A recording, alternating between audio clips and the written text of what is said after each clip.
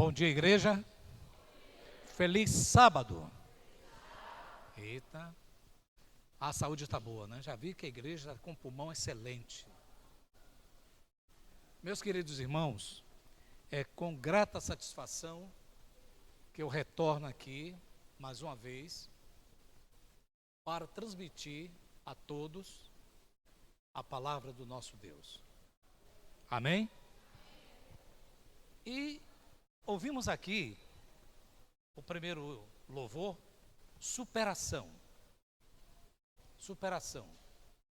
Jesus ali no mar da Galileia, naquela música, com os discípulos, e mostrando a eles como superar. E toda superação não pode ser sem Ele. Porque naquela passagem ali ele diz: sem mim nada podereis fazer. Ok?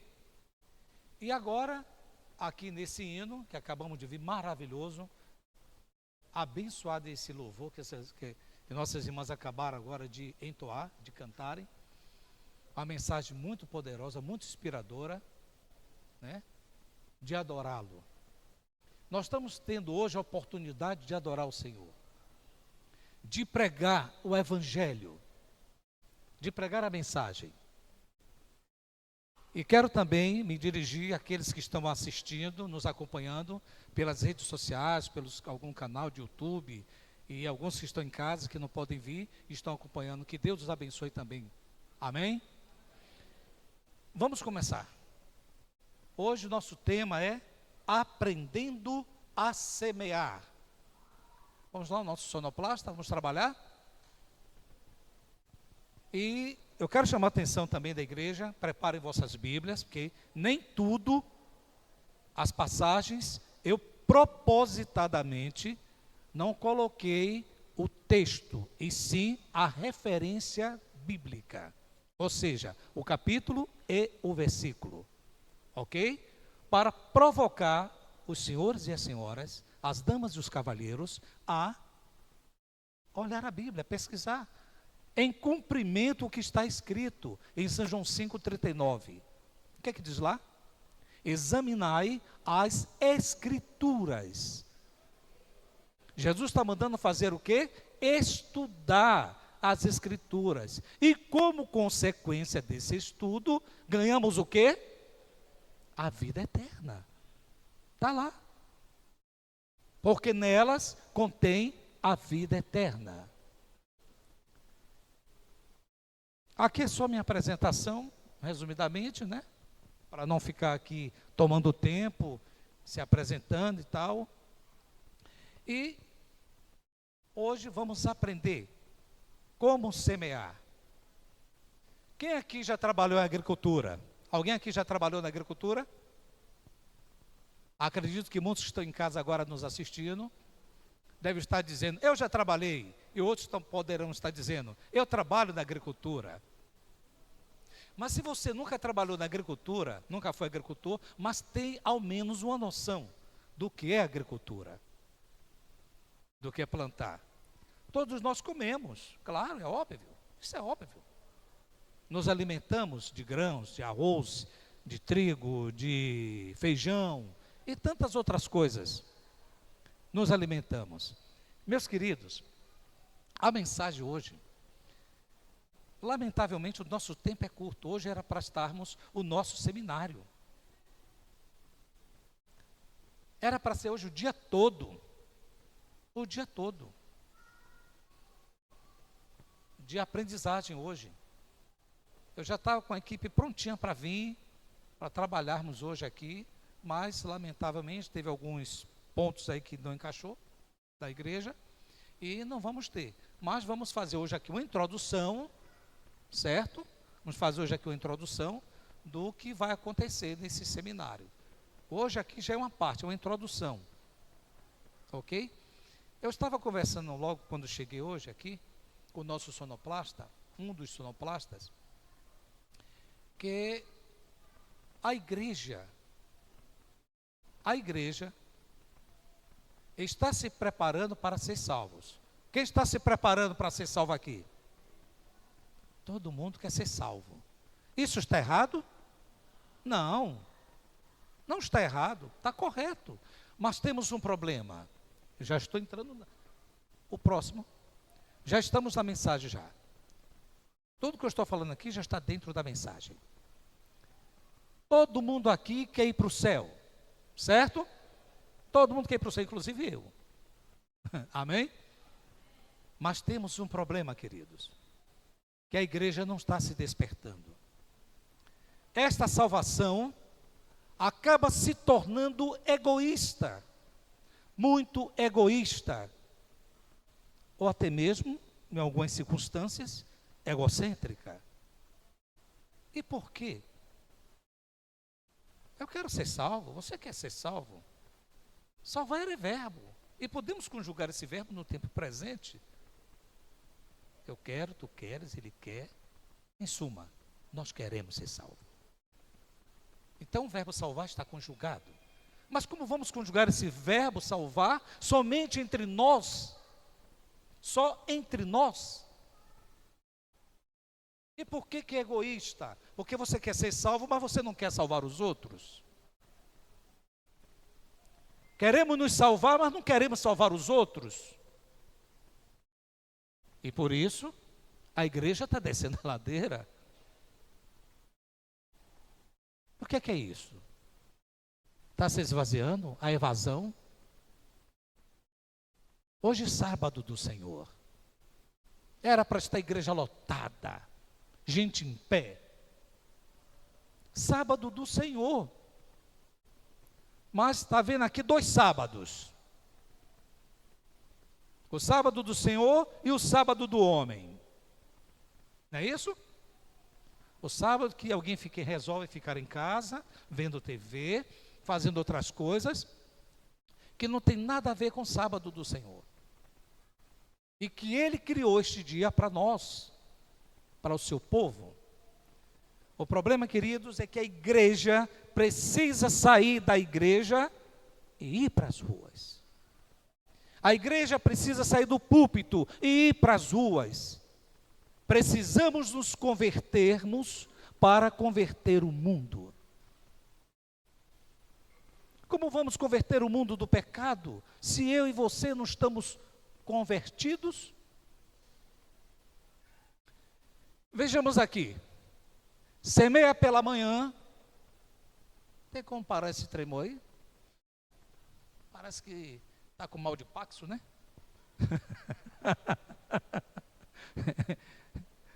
Ou parece um terremoto.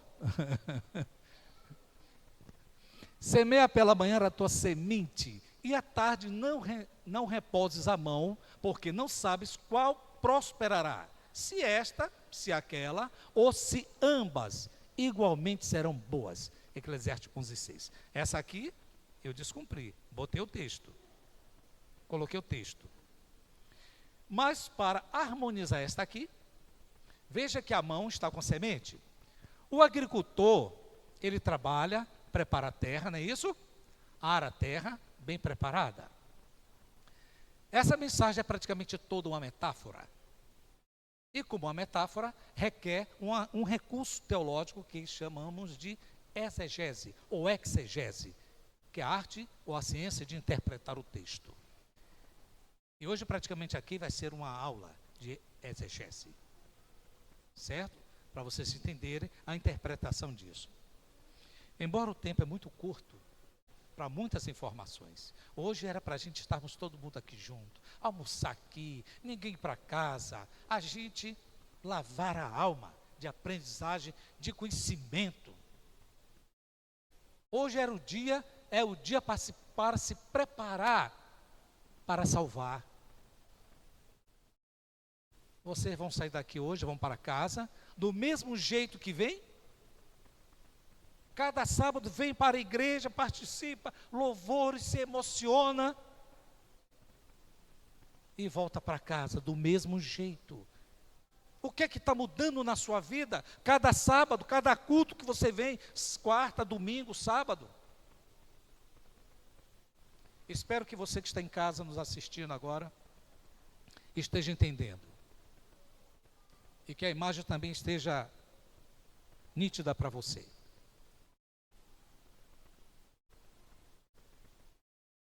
precisamos nos prepararmos para salvar. Imagine você na beira de um rio ou na praia e alguém está se afogando e ali só tem você. Só tem você. Você é a única oportunidade de salvação daquela pessoa. E aí? O que você vai? O que você faz? Quais os recursos que você usa para salvar aquela pessoa que está morrendo afogada? Essas pessoas que eu me refiro, mais uma vez metáfora, ou comparação, são aquelas pessoas que estão lá fora, nas drogas, cheirando pó. Está cheirando pó? Bacana. Né? Uma pedrinha de crack, tomando a bebidazinha, fumando. São elas. Se prostituindo, assaltando, fornicando, adulterando e tantas outras sortes de pecados. Elas estão lá, nas mãos do diabo. Mas só que Lúcifer, nos últimos tempos, tem feito uma proposta para a igreja. Espera aí, que conversa é essa? Lúcifer fazendo proposta para a igreja? Sim. Nas ações, nas atitudes, ele é astuto. Mas que proposta é essa, irmão? O evangelista chega aqui, dá uma mensagem dessa e diz que Lúcifer trouxe uma proposta. Mas sabemos que ele é mentiroso. É verdade, ele é mentiroso e nunca se firmou na verdade. Uau! E qual é a proposta?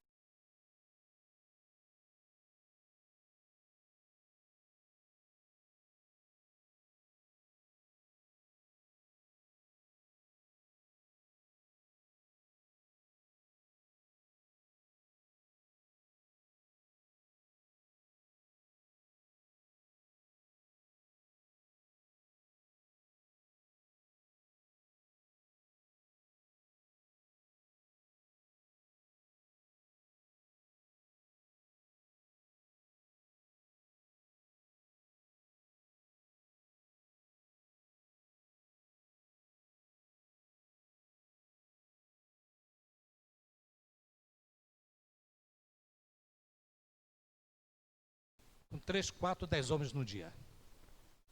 E vocês atiram de mim. Está vendo aquele jovem também ali? Assaltava a mão armada. Tirou muitas vidas.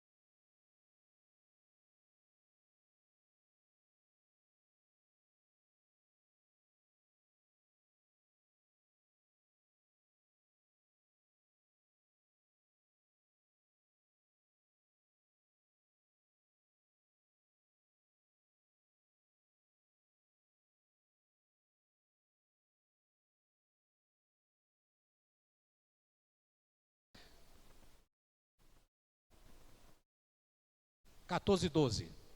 Apocalipse 14, 12. O que é que diz? Gentileza?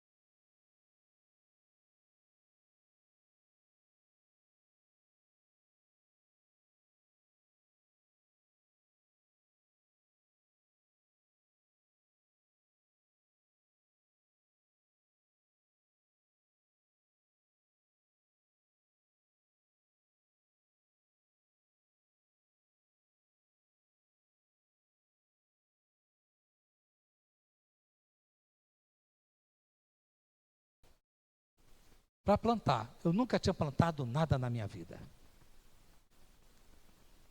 Mas eu queria plantar alguma coisa. E esse senhor me ensinou tudo de plantio, seu Pedro. Como era que plantava o milho, tantos metros, a distância de uma cova para outra, quantas sementes, 5 sementinhas selecionadas. E assim fizemos. Deu tudo certo, resumindo a história. O homem lá foi ambicioso, pediu 50% do que eu produzisse. Justo, a terra é dele, o risco era por minha conta, o adubo era 100% natural, né? De casca, tinha umas fábricas lá de suco de laranja, afrutênis, e jogava aqueles bagaços de qualquer jeito. Aí esse senhor me ensinou que pegasse aquele material, os estrumos de animal também, misturasse tudo, fazia um mix para preparar o adubo natural. E os milho deram bonito. Como o pessoal tem aquela tradição no Brasil de plantar no dia 19 de março, né? Que dia que é São José, eu não respeitei isso, eu não tenho esse negócio aí. Eu vou aí para colher em junho, São João. Aí eu disse, bom, eu vou plantar antes, que eu vou colher antes e vendo mais caro. E saiu na frente. E assim eu fiz, deu tudo certo. Plantei antes, fiz tudo antes, colhi mais de 5 caminhões de milho, mais de 10 toneladas, mandei tudo para Aracaju. E aí, quando o pessoal começaram a colher o deles, muita gente já tinha milho, porque eu já tinha abastecido, mais caro, e o milho melhor. E então, mas nem todas as sementes eram aproveitadas.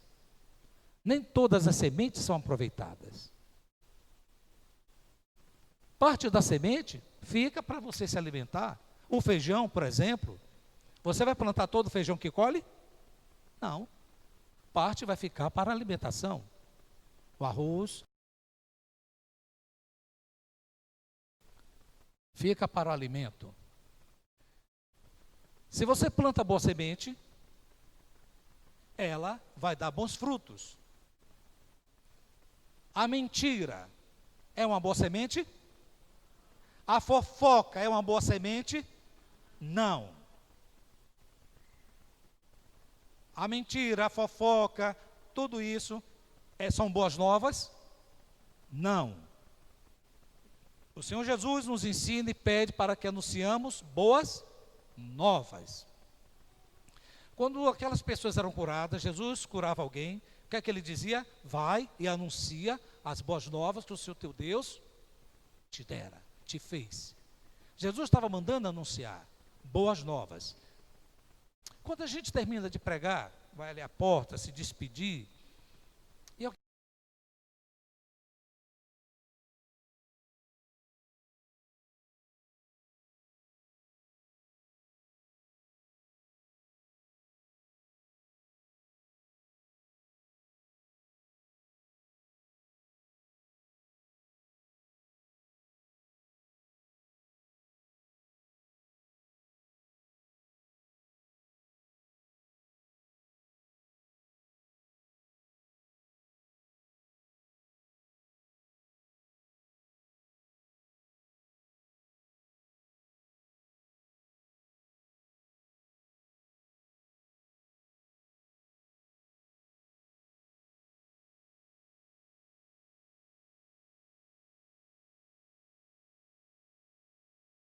então você examine sua consciência. O que você tem plantado ao seu vizinho, na sua família, na sua igreja? Saia daquela turma da fofoca, dos fofoqueiros. Porque falar mal do irmão, irmãos, falar mal de irmão compromete a salvação. Compromete a salvação. Se você está com problema com algum irmão seu na igreja, cuidado, irmão. Você pode guardar o sábado, batismo, fazer tudo. Mas você está com problema com algum irmão, não gosta dele, porque aquele irmão fez isso, fez aquilo. O que é que diz a palavra? Se tu fala mal de teu irmão, o teu corpo está em trevas. Já leram isso? todo o teu corpo está em trevas. Ixi, e como é que eu vou tomar Santa Ceia? Olha aí. E agora? Como é que eu tomo a Santa Ceia? E diz a palavra lá em Coríntios. O que é que diz? Se você toma nessa condição, você toma para a sua própria condenação. Queridos, a salvação é muito séria. É sério demais. Então, procure mudar isso. Como é que você vai plantar boa semente? Por isso vem a pergunta, o que você tem plantado? Vamos ao próximo? Tem que abrir mão da semente. O agricultor, ele abre mão da semente. Agora, tem um detalhe. Suportar dificuldades. O trigo, veja, a semente, ela vai crescer. Vamos ver o processo do crescimento. Aí é a questão da simbiose. Vamos entrar um pouco na questão biológica da semente. Suportar dificuldades. Salmo 126, versículos 5 e 6. Nós crescemos como semente. Nós germinamos. E vejamos que o primeiro louvor aqui foi sobre o quê? Superação. Falava de superação. A semente, ela passa por um processo de transformação e superação. Essa superação em relação a quê? Às tempestades, às pragas, todas as adversidades que ela enfrenta. Do meio ambiente que ela enfrenta, assim somos nós. Precisamos estarmos preparados para enfrentarmos essas adversidades do tempo, as tempestades. Vamos ao próximo?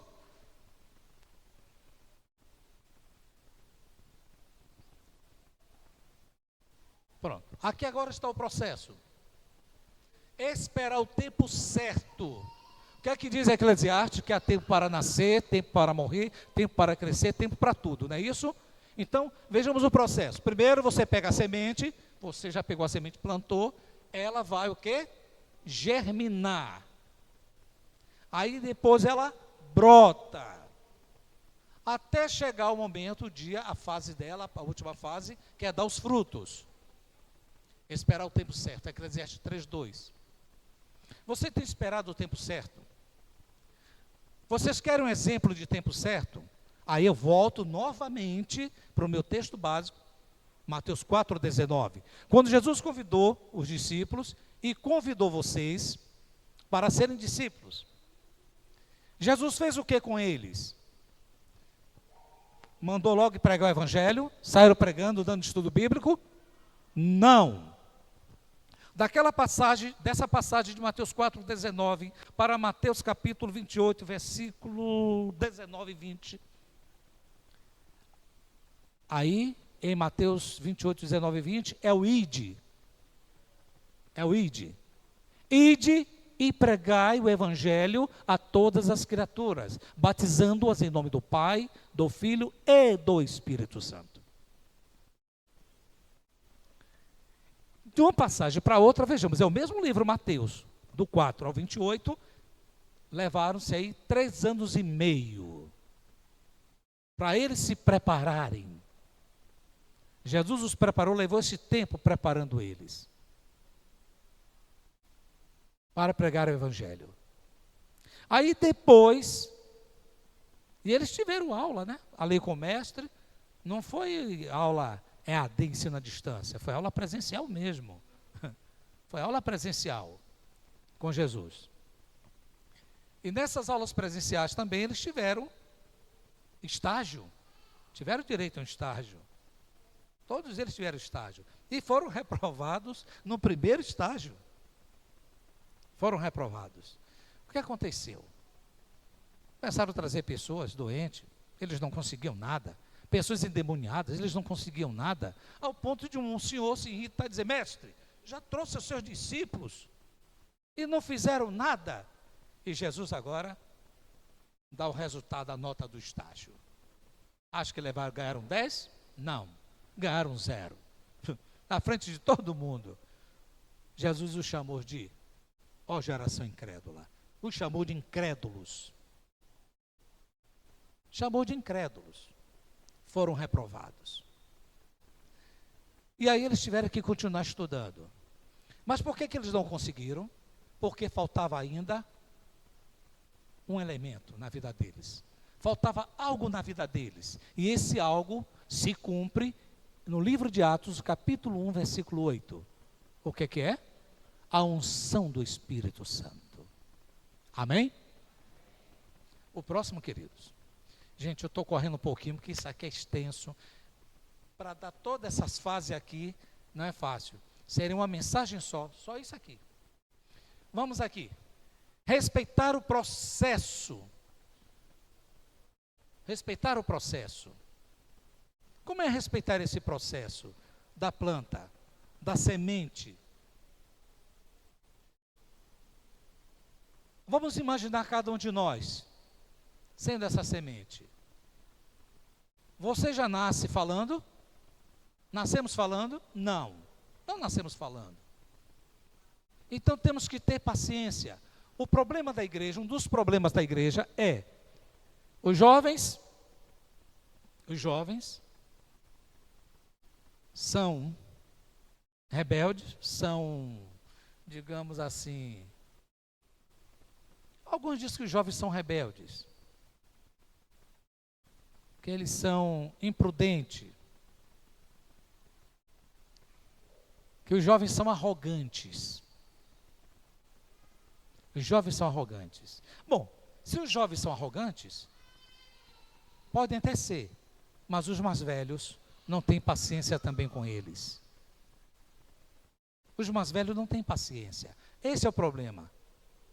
É um dos problemas. Uns não têm paciência, os outros. Mas eu particularmente, eu digo a vocês, eu disse no encontro recentemente da associação de pastores, de missionários, eu estava lá, e alguém falou negócio dos jovens na igreja. Eu disse, olha, eu me levantei e disse, eu prefiro o barulho dos jovens na igreja, a rebeldia deles na igreja, se é que tem, né, que eu não vejo assim, em reverência, fazendo arruaça na igreja, eu prefiro 1000 vezes, 1000 mesmo, digo, do que o silêncio dos pseudos santarrões. Eu prefiro eles, gritando, correndo, fazendo barulho, porque enquanto eles estão na igreja fazendo tudo isso, significa que o Espírito Santo ainda trabalha neles. Amém? Significa que o Espírito Santo ainda trabalha neles. Vamos ao próximo? Então, esse processo todo precisa ser respeitado e trabalhado neles. Dentro desse processo tem algo também chamado discipulado. Um dos problemas que dá estudo bíblico, a pessoa se batiza, e aí? Ela foi preparada durante o estudo bíblico para ser membro de uma igreja.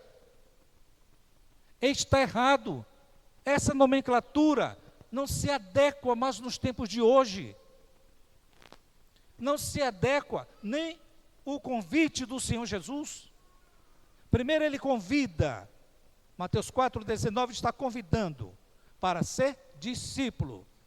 Aí ele prepara, 3 anos preparando. Depois lá em Mateus 28, ele agora manda você ir pregar o evangelho a todas as criaturas. Observar o crescimento, Mateus 13, 31 e 32. E Salmo 127, 2. Observar o crescimento.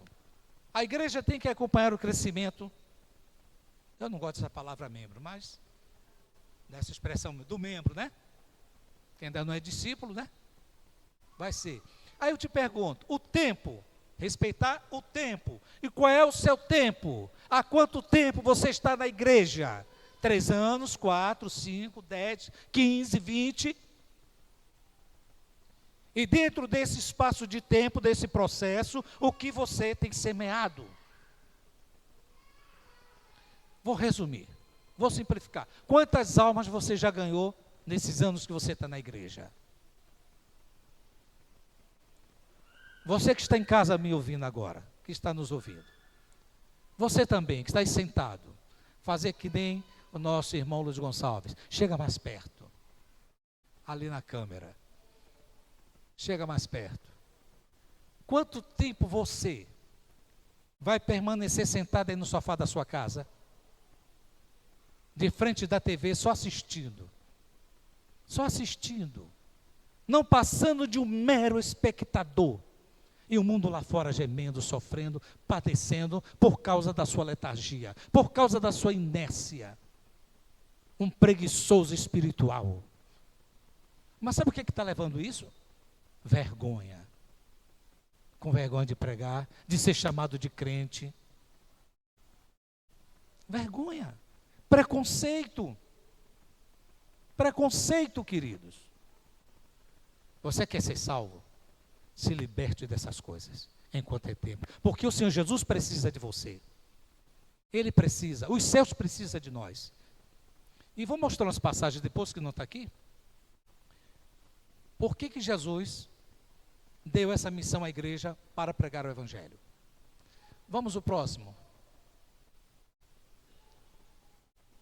Sabes que a colheita é proporcional ao plantio. Olha agora aqui, isso aqui é importante. Presta atenção, igreja. Eu quero que vocês voltem para aqui, a atenção de vocês agora. Essa passagem aqui é importantíssima. E isso também vai se aplicar a dízimos e ofertas, viu? Não é somente a pregação, não. Isso aqui também se aplica a dízimos e ofertas. A prosperidade. Aplica-se a prosperidade. Inclusive, dia 28 e 29 de setembro, eu vou estar na igreja do Mucuripe pregando sobre prosperidade. Vejamos aqui. Sabeis que a colheita é proporcional ao plantio. 2 Coríntios 9,6, Gálatas 6,7, Oséias 8,7, Provérbios 11,18.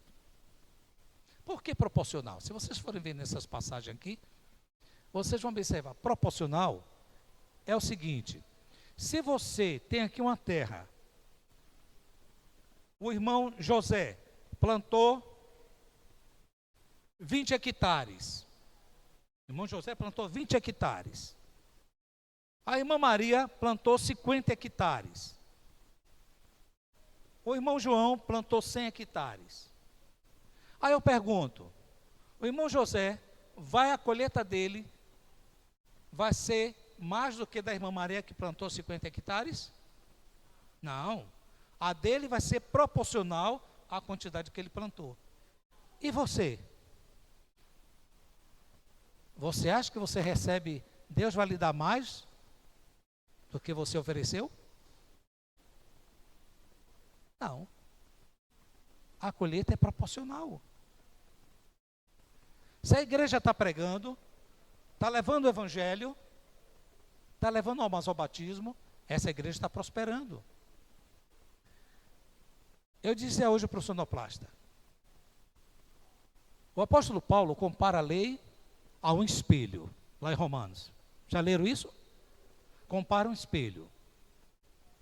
Agora atenção os anciões, diáconos, essa mensagem é para vocês. É para os senhores e as senhoras. A igreja, porque vocês são importantes, anciões. Vocês é a parte mais especial da igreja. Eu aqui aproveito esse momento, que eu não sei quando eu vou ter mais. Não sei quando eu estarei novamente aqui com vocês.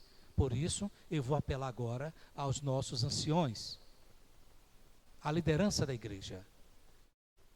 Vocês vão tomar uma atitude para ontem, urgente, por amor ao Evangelho e a essa obra.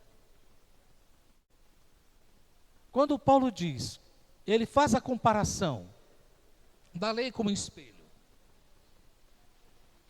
Imaginemos que aqui na minha mão é um espelho. Qual é a função do espelho? Refletir imagem. Não é isso? Reflete a imagem. Então, quando ele compara com a lei, porque a lei está dizendo que matar é pecado, roubar é pecado, não adorar a imagem é pecado, tudo é pecado. Então, a lei mostra a minha desgraça. A lei mostra a minha desgraça. Assim como a lei é um espelho, vocês, anciões, líderes, vocês é o espelho da igreja. Se vocês têm um espírito missionário, a igreja toda vai ter também um espírito missionário. Porque elas vão se espelhar em vocês. Sentir agora é forte, né? É forte, né? Mas se você, como ancião, líder, fica na mesma que eles, na sua, acha que organizar uma distribuição de livros, causar um impacto, fez isso, fez aquilo, dá sopão. Jesus está preocupado com isso. Não está, nem um pouco. Nem um pouco. Está preocupado com isso. Ah, tem chazinho não sei de quê, tem chá disso, tem chá daquilo, papapá, tem reunião não sei de quê, tem ministério de mulher, e aventureiro. Faça tudo isso, é bacana. Maravilhoso. Mas se lá na ponta, você não levou ninguém ao batismo, a uma decisão, não teve eficácia o seu trabalho. Lamentavelmente. Para Jesus não interessou isso. Não quer saber. Isso é apenas um subterfúgio para justificar que está fazendo um trabalho e tal. Cadê? Distribuiu quantos livros? Grande conflito. 5.000? Sim. Desses 5.000, quantos que receberam estão vindo para a igreja? Ah, me disse, quantos? Pelo menos os 10, dos 5.000, 10. A mensagem foi plantada lá, foi dada, se conforma com isso. Massagear o ego com isso. Dinheiro santo, de dízimo de oferta que foi investido. Queridos, está na hora de vocês acordarem. Está na hora de vocês acordarem para a realidade. Olha, vou dar uma notícia para vocês, uma notícia ruim.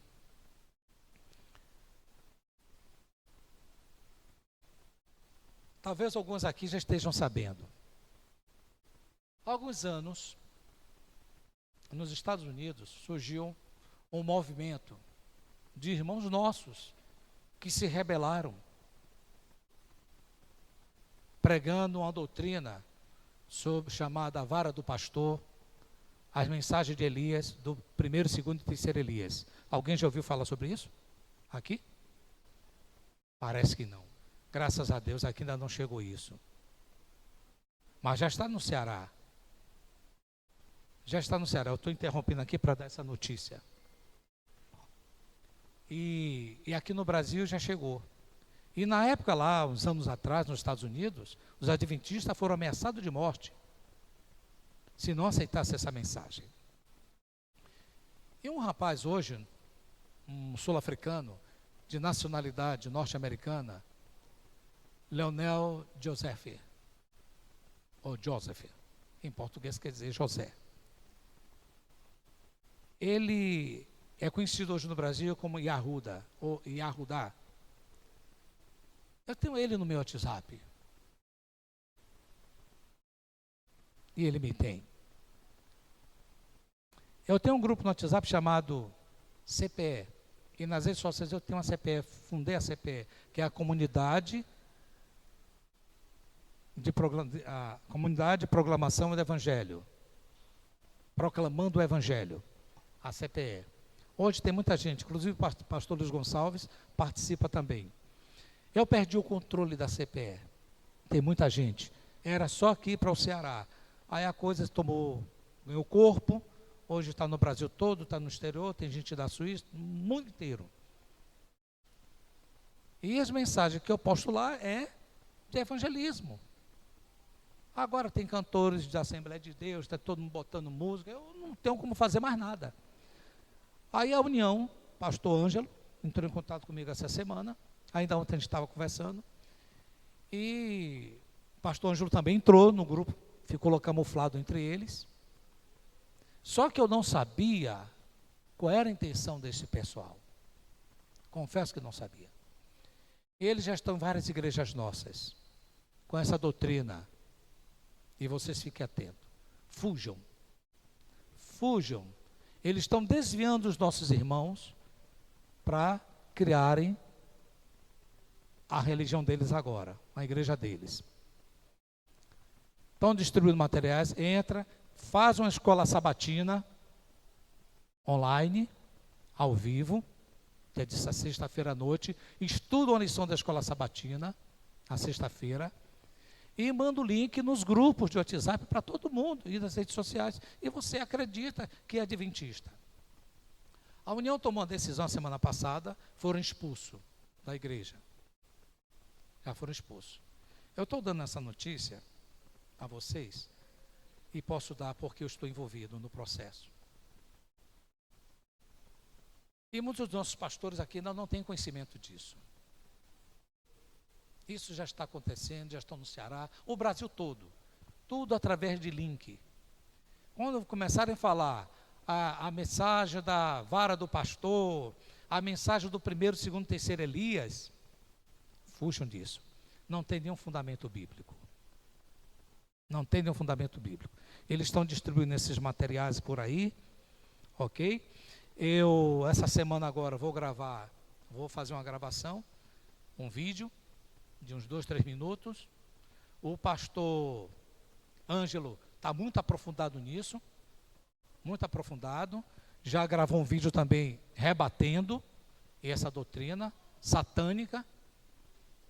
Ele já está rebatendo e me convidou para a gente se aliar, se juntar, né, com alguns pastores, para a gente começar. Então isso já começou a batalha, gente. A batalha final já começou. Já começou. Fiquem alegres. Agora, eu saí daqui hoje. Eu ia cometer um pecado, uma sandice.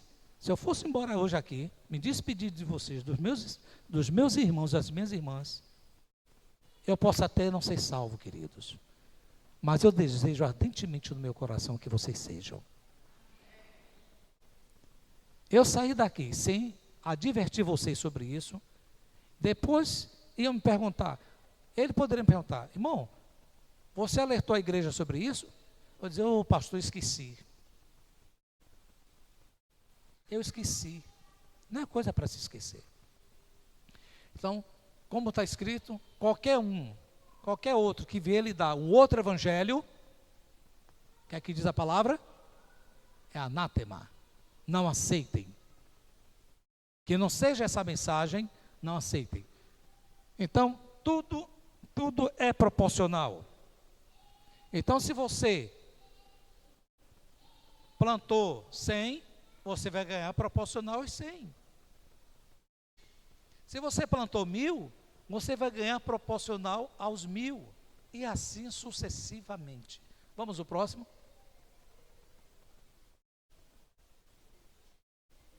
Ora, aquele que dá semente ao que semeia e pão para comer também multiplicará a vossa sementeira e aumentará os frutos da vossa justiça.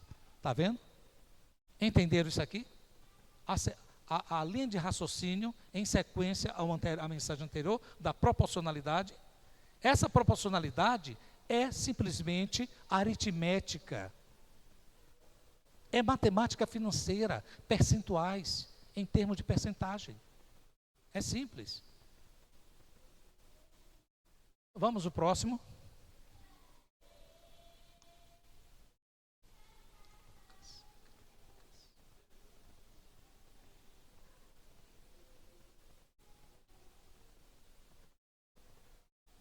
Bom, vamos segurar aqui, que aqui é o último, para encerrar. Esse aqui é o último, mas só que antes de encerrar esse aqui, eu quero dar para vocês umas passagens aqui muito importantes que eu separei aqui. Para vocês entenderem tudo isso. Eu faço a pergunta. Jesus vai descer para pregar? Sim ou não? Os anjos vão descer, irmãos, para pregar? Não. Vejamos o que diz a palavra em Mateus capítulo 24, versículo 14.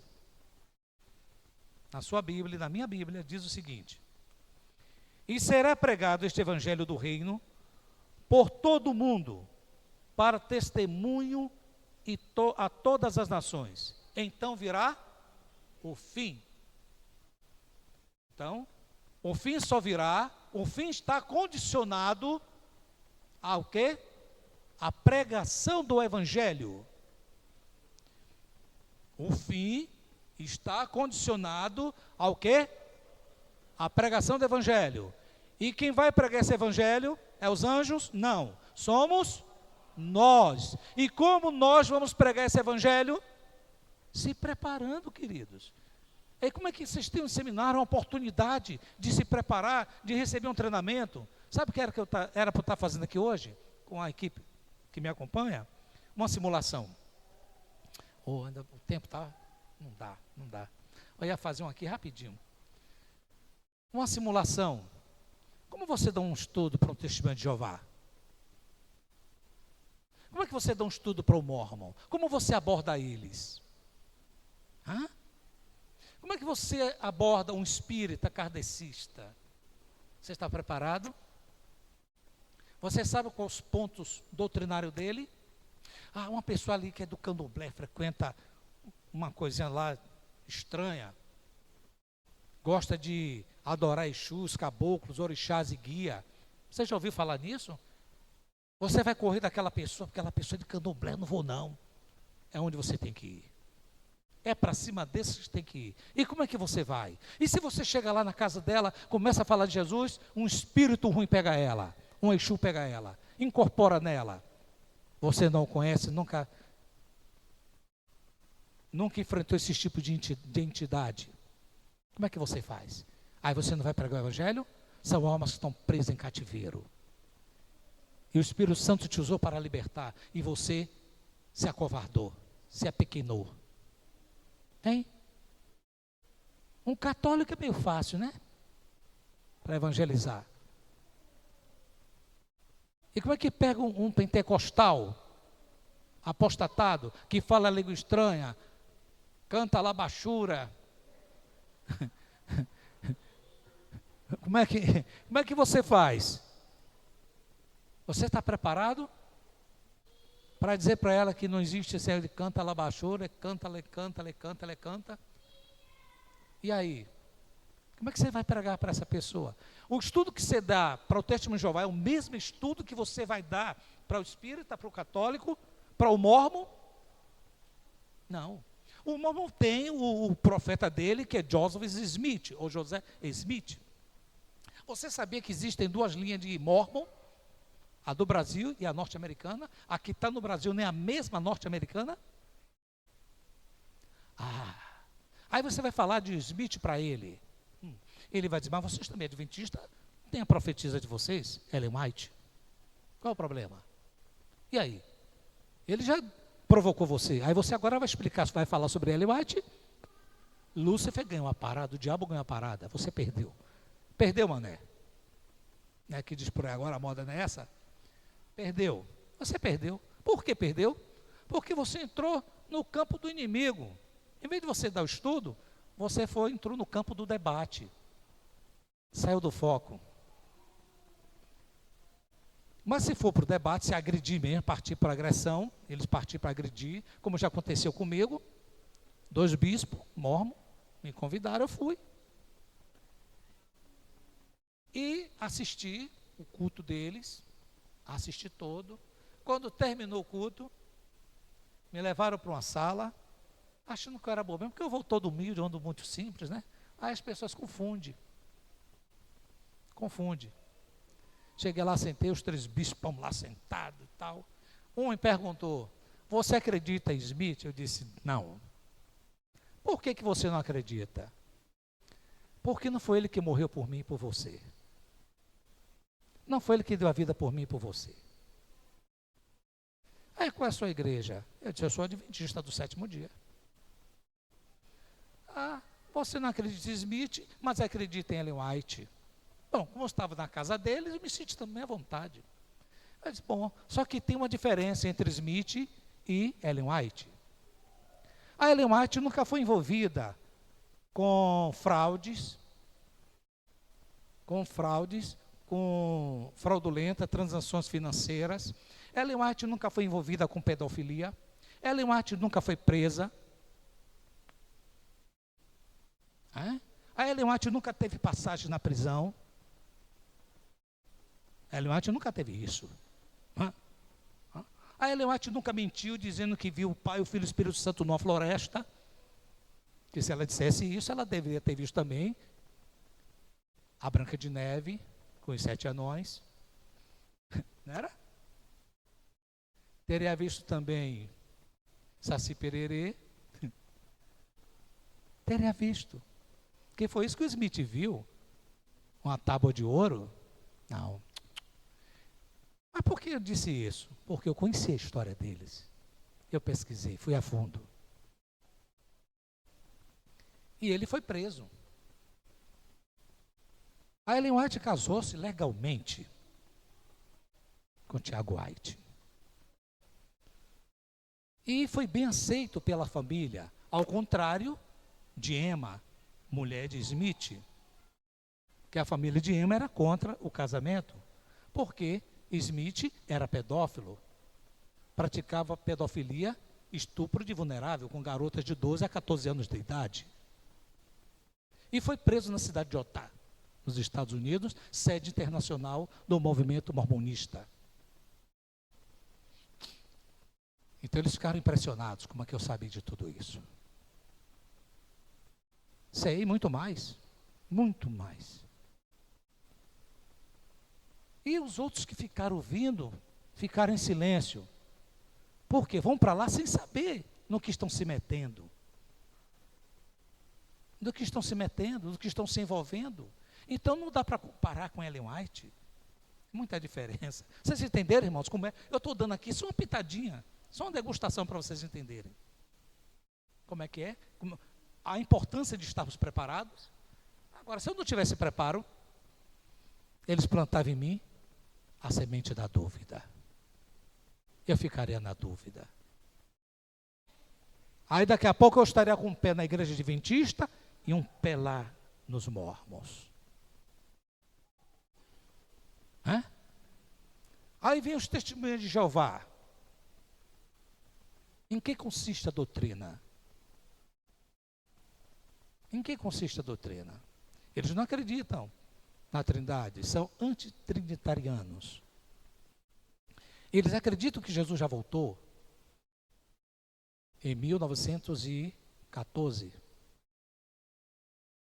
E como é que você refuta que Jesus não veio em 1914? Como é que você refuta isso? Como é que você explica? Qual é a base deles? Que houve terremoto, houve guerra, tal, tudo aconteceu. Realmente, tudo isso aconteceu em 1914. Que evento aconteceu? Primeira Guerra Mundial. Né? Primeira Guerra Mundial. Mas tem um evento que não aconteceu, que eles esquecem, que eles ignoram. Qual é? A ressurreição dos mortos, dos justos vivos. Isso aconteceu? Não. Aonde baseamos isso? 1 Tessalonicenses, capítulo 4, versículo 16 e 17. Viu como é bacana? A gente está sabendo? Como é gostoso? Hoje era para ser isso. Preparo. Hoje era para ser o preparo de vocês. Mas parece que negócio de juntar panela não deu certo, né? Foi isso? Não deu certo e aí era para ser o dia todo. Eu ia trazer, já estava pronto um pessoal que vem comigo, que me acompanha, para fazer a simulação. Como seria a simulação? Ia sentar uma pessoa aqui, ia ter uma mesa, tal, espalhada em vários cantos, se passando por testemunho de Jeová, o outro se passando por mormon, o outro se passando por um espírita, e como dar o estudo? E vem as objeções, a abordagem. Que tipo de abordagem? Como você aborda? E as interferências também durante o estudo. No meio do estudo, vem perguntas. Surgem perguntas, é normal, né? E você deve responder as perguntas, sim ou não? Não. Por quê? É uma estratégia. E você vai deixar a pessoa insatisfeita? Não, também não. E como é que faz? Tenha sempre em mãos uma cadernetazinha, caneta, e diga, Dona Maria, Seu José, eu vou anotar aqui a sua pergunta, e no final do estudo, Se houver tempo, eu termino. Eu respondo para a senhora. Por quê? O diabo quer isso. Lúcifer é astuto. Ele quer lhe interromper para você não conseguir. E se você responder todas as perguntas, ela fica satisfeita, matou a sede, ela não vai querer continuar mais. Acabou. Você perdeu a parada. Perdeu, amigo. Perdeu.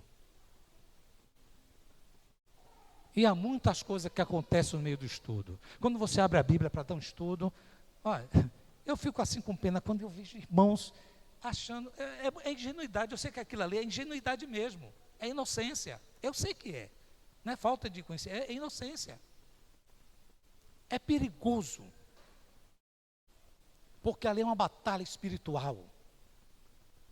Você abriu a Bíblia, você desembanhou a espada, chamou o inimigo para a guerra.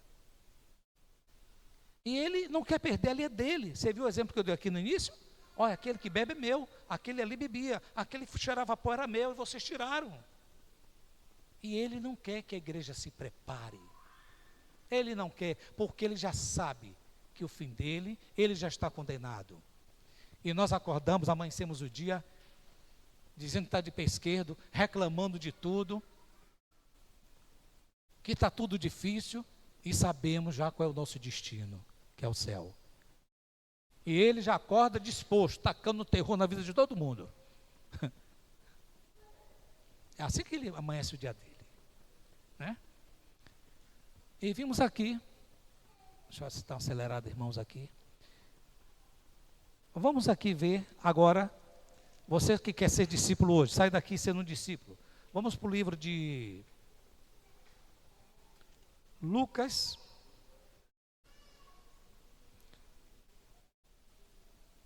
Lucas capítulo 14, versículo 26. Principal requisito, vocês não podem ir embora sem saber isso aqui. Mas antes disso, eu quero fazer uma pergunta. Quem de vocês estão aqui presente e dos que estão em casa eu não posso ver, mas eu acredito, pela fé e pela confiança, que quer se tornar um discípulo a partir de hoje? Amém. E quer se tornar discípulo. Vamos ver agora, com essa passagem, vejam, presta atenção. Vocês ergueram as mãos, fizeram declaração perante os céus que querem ser discípulo. Agora veja essa passagem, se você não vai mudar de ideia. Entenderam? Presta atenção. Vou repetir a passagem. Lucas, capítulo 14, versículo 26. Se alguém vem a mim e não aborrece a seu pai e a sua mãe, e mulher, e filhos, irmãos, irmãs, e ainda, a mensagem aqui agora é enfática. E ainda o quê? Sua própria vida, não dá para quê? Não dá, não pode ser meu discípulo. Isso é radical? O evangelho é radical. O evangelho é radical, sim. Aqui está sendo radical. Então você não pode ser discípulo. Porque você fica preso. Minha mãe vai tirar minha herança. Isso aconteceu comigo. Eu fui deserdado. De todos meus irmãos, fiquei pobre, fiquei sem nada. Minha mãe era chefe de polícia em Salvador. Meu pai comandante de polícia. Eu sendo o filho mais novo. Eu tive que tomar minha decisão. Preferi ficar do lado de Jesus. Me foi tirado tudo. Tudo. Venderam as casas, foi dinheiro para todo lado.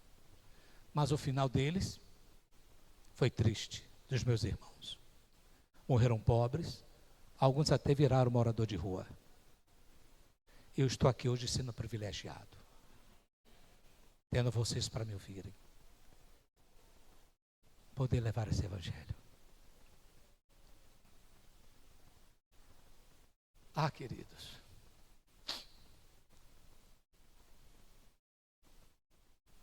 essa é a condição. Eu não aborreci pai e mãe, não dá para ser meu discípulo.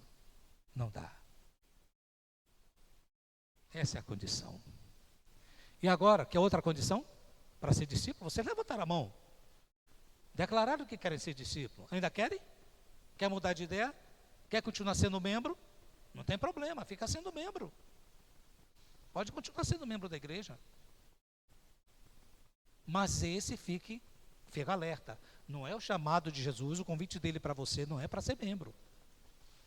É para ser discípulo. É para serem discípulos. E vejam agora, no livro de São João, capítulo 13, versículo 35. A outra condição para ser discípulo. Acho que depois essa condição agora, essa segunda, é mais interessante. Ainda é mais interessante. Vou repetir. São João, capítulo 13, versículo 35. Mas vamos, para ficar mais claro, vamos pegar o 34 com o 35. Novo mandamento vos dou. Que vos o quê? Ameis a quem? Uns aos outros. Uns aos outros. Se lembra que eu falei aqui antes?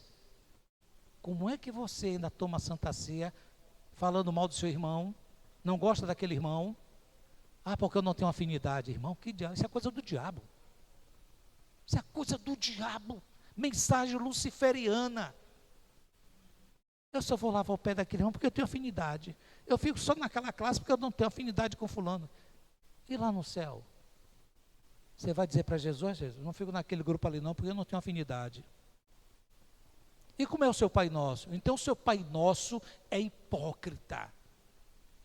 O seu Pai Nosso que você ora é hipócrita. O que é que está dizendo lá no Pai Nosso? Assim na terra? Pronto, já disse tudo. E o Pai não é meu, nem é seu. É nosso. Amém?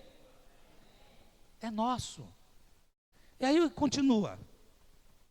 Que vos ameis uns aos outros, assim como eu vos amei. Que também vos amei uns aos outros. Bom, agora ele fecha dizendo, para quem quer ser discípulo dele: nisto conhecerão todos que sois meus discípulos. Acabou. Então, essa é a condição. Se você ainda não ama seu irmão, tem problema, resolva. Resolva. Porque então você não é discípulo. E aí, está disposto a aborrecer papai, mamãe, tudo? E amar seu irmão mesmo? Viu agora a qualificação? A qualificação do verdadeiro discípulo é essa aí. Então, que Deus abençoe todos vocês, meus irmãos. Ah, mas que Deus, eu peço de todo o meu coração mesmo, com lágrimas, que os céus derramem bênçãos sem medida sobre vocês. E que o Espírito Santo possa ungir nesta manhã toda essa igreja, todos mesmo, sem exceção. Ele não vai olhar para o pecado de cada um de vocês. E nenhum de vocês vai ser condenado por causa dos seus pecados. Ninguém aqui será condenado pelos seus pecados. Mas, irmãos, quer dizer, os meus pecados vão me levar para o inferno? Não. A mensagem é todo o contrário, irmão. Satanás quer que vocês entendam tudo literalmente, radicalmente. Ah, é? Se teu pecado te leva para o inferno, e o meu também, e vocês hoje estão aqui, se batizaram, aceitaram Jesus, receberam o batismo do Espírito Santo. O sacrifício de Jesus na cruz foi em vão? Não. A morte dele foi para quê? Para remissão dos nossos pecados. Os nossos pecados já foram destruídos na cruz com ele. Amém? Então, o que é que pode nos levar ao inferno? O bem que você poderia ter feito e você não faz. Uau! O bem que você poderia fazer e você deixa de fazer. E o maior bem é esse. Leve mensagem para as pessoas, mesmo que você não saiba, aborde. Ah, sim. Vamos encerrar um videozinho de 2 minutos e 8 segundos, que eu preparei para vocês sobre a missão, e aí encerramos com a oração. Pode liberar, irmão? Pronto, aqui. Vocês prestem atenção nesse vídeo, é de 2 minutos e 8 segundos. Vocês vão ver agora o que é que estamos fazendo e não fazendo, por que que não está tanta coisa, tantos gastos de dinheiro. Pode soltar. Missão. Olha aí. Falta o som.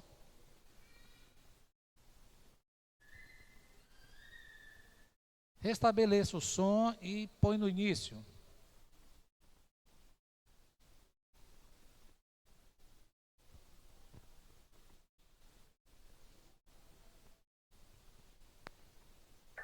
Jesus disse: Ide e faça discípulos. E se ide, parecesse menos com isto e mais com isso.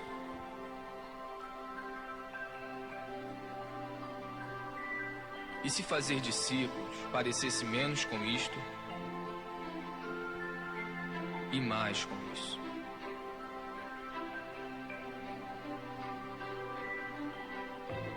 E se fazer menos eventos, encontros, prédios e grandes produções significasse menos estresse, despesas, dívidas, reuniões e angariações de fundo, nós seríamos mais livres para experimentar o seu amor, amá-lo,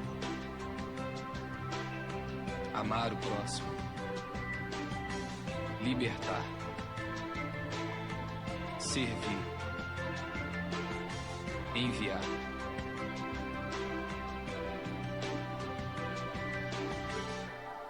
E se ao invés de fazer concertos, bazares, palestras, boletins e erguer prédios, nós fizéssemos mais discípulos para amar, cuidar e ensinar as pessoas, como ele fez, e como ele fez, Paulo, e eles fizeram, os apóstolos e nós. Esta é a nossa missão. Este é o grande chamado. Vocês Amar, tomaram a decisão. libertar, servir, ir onde se fizer necessário. Isto é discipulado. Isto é igreja. Igreja. Amém? Isto é igreja. Igreja é isso. Se não, vocês não se tornarem discípulos, e aí? Alguém mudou de ideia? Quer ficar sendo membro? Ninguém mudou. Vamos agora ouvir um louvor maravilhoso com essas vozes tão melódicas, encantadoras dessas nossas queridas irmãs.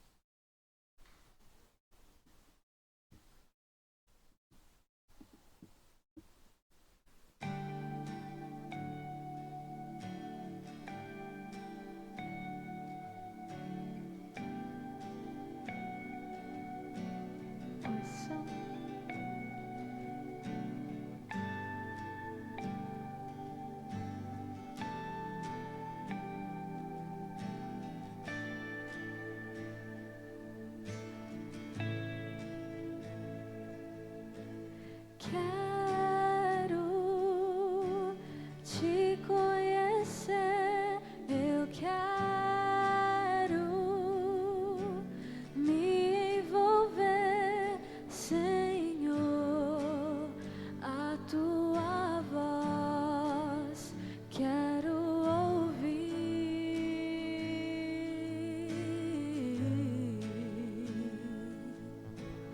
Quero me apaixonar pra sempre,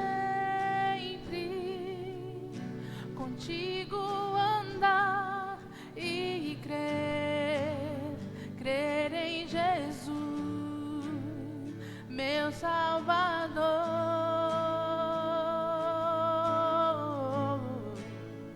Quero te amar, Senhor, e te sentir bem perto de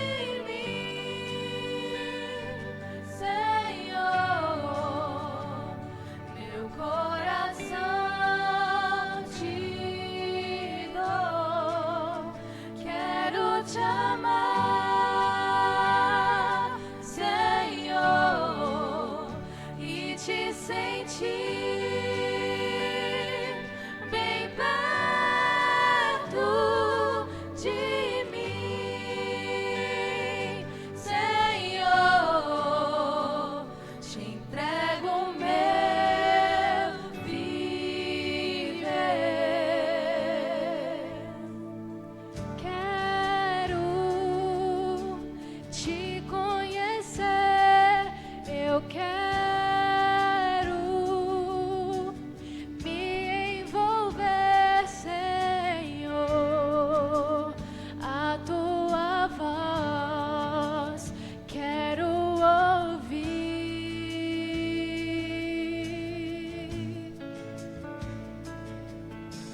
Quero me apaixonar pra sempre,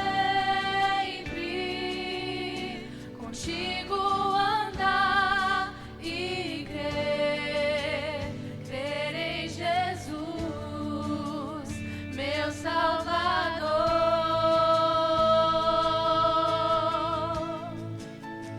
Quero te amar, Senhor, e te sentir